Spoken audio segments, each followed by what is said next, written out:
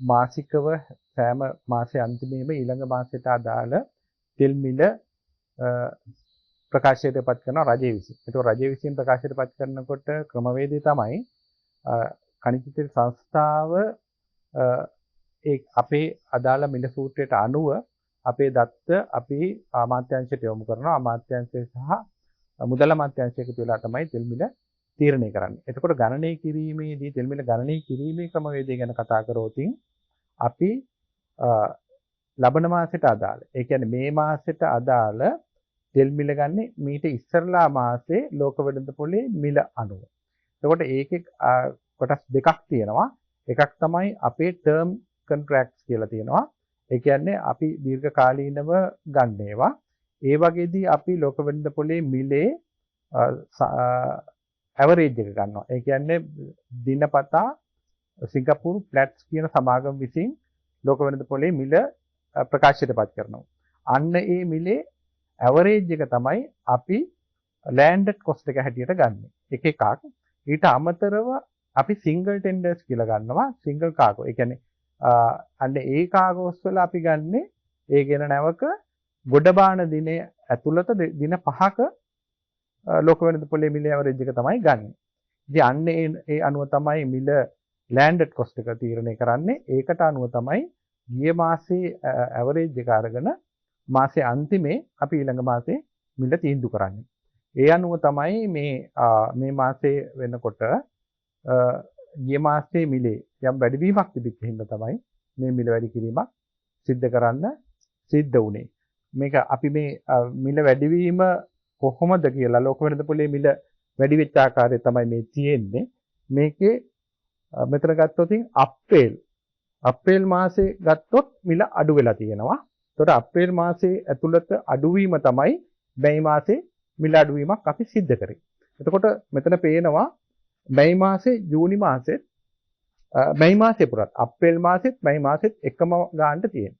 ඒ හින්දා ජූනි මාසෙත් අපි ගත්තේ මැයි මාසේ තිබිච්ච මිල. එතකොට ඒ මිල අඩු වෙලා තිබිච්ච හින්දා අපි ජූනි මාසේ මිලේ වෙනසක් කරේ නැහැ. නමුත් හොඳටම පේනවා ජූනි මාසේ මිල වැඩි වෙලා තියෙනවා. යුද්ධයෙන් හින්දා තමයි මේක වැඩි වුණේ. ඊට පස්සේ අඩු වෙගෙන යනවා. එතකොට මෙන්න මේක ඇවරේජ් එක ගත්තොත් මිලේ වැඩිවීමක් තියෙනවා. අන්න ඒක තමයි මේ මිල වැඩිවීමට හේතු වෙලා තියෙන්නේ. ඊට අමතරව අපිට අවාසනාවන්ත සිද්ධියක් සිද්ධ වුණා. ඒක තමයි ඩීසල් නැවක් හරියටම අර මං කිව්ව සිංගල් කාගෝ එකක් අර මිල වැඩි වෙලා තිබිච්ච සතිය තමයි ඇතුළත් වුණා. අපි සාමාන්‍යයෙන් නැවක් තීන්දුව කරන්නේ මීට මාස 3කට ඉස්සෙල්ලා. ඒකට මීට මාස 3කට ඉස්සෙල්ලා තීන්දුව කරපු නැවක් තමයි 20 15 කාලය තුල ආවේ.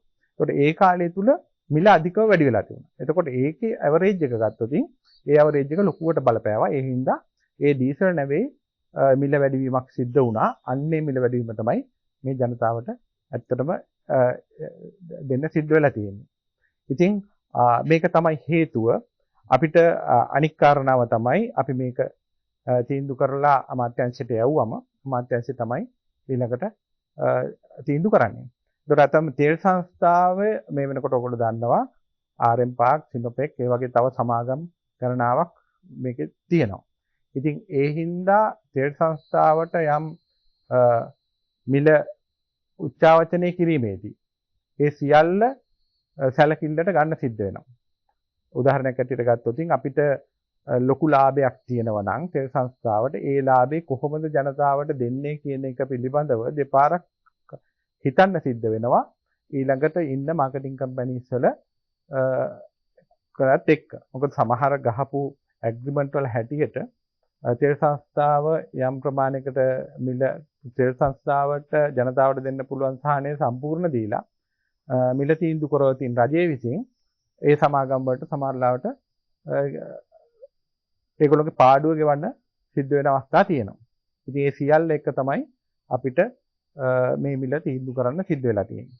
ඊළඟ එක තමයි මම දැක්කා ජනතාවගේ පැත්තෙන් ඔය සමාජ මාධ්‍ය යනවා මාස දෙකකට තෙල් තිබුණා නම් කොහොමද තෙල් මිල වැඩි වුණේ කියලා. මාස දෙකකට තෙල් තිබුණා කියන එක නෙවෙයි අත්තර මේ වෙලාවේ කිව්වේ.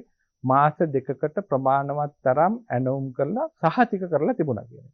එහෙම ඒ තෙල් අපිට මාස දෙකකට තෙල් ප්‍රමාණවත් තරම් අපිට සහතික කරලා තිබුණාට ඒවා ගොඩ බාලා ටැංකියේ තිබුණා කියන එක නෙවෙයි ඒකෙන් අපි ප්‍රකාශයටපත් කරේ.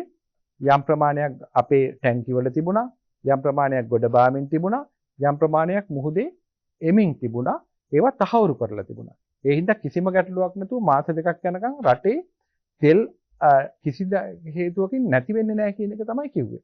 නමුත් තෙල් ලැබීම සහ මිල ගණනය කිරීම කියන්නේ දෙකක්. ඒතකොට මිල ගණනය කිරීමේදී සිද්ධ වෙන්නේ තෙල් ගොඩ බාන වෙලාවේ ලෝක වෙළඳ පොලේ මිල අනුව තමයි ඊළඟ මාසේ මිල තීන්දුව වෙන්නේ.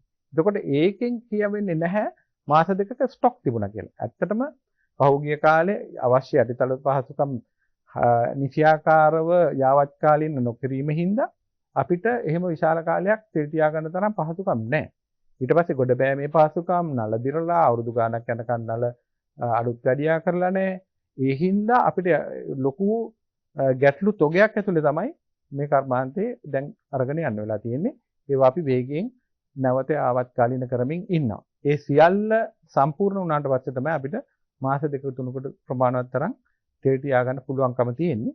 නමුත් අපිට නැවත වතාවක් කියන්නේ අපි මීට ඉස්සෙල්ලා කිව්වෙත් නිතරම අපිට මාස දෙකකට එහාට යනකම් තෙල් සහතික කරලා තියෙනවා. ඒවා එනවා කියන එක සම්පූර්ණ සහතික කරලා තියෙනවා. ඒක තමයි මේ වෙලාවේ කිව්වේ. නමුත් මම දැක්කා සමාජ මාධ්‍යවල මාස දෙකක තෙල් තිබුණා නම් කොහොමද තෙල් මිල වැඩි වුනේ කියලා. අන්නේ ගැටලු දෙකට තමයි ඇත්තටම අපි මේ ප්‍රතිචාරය දැක්වේ.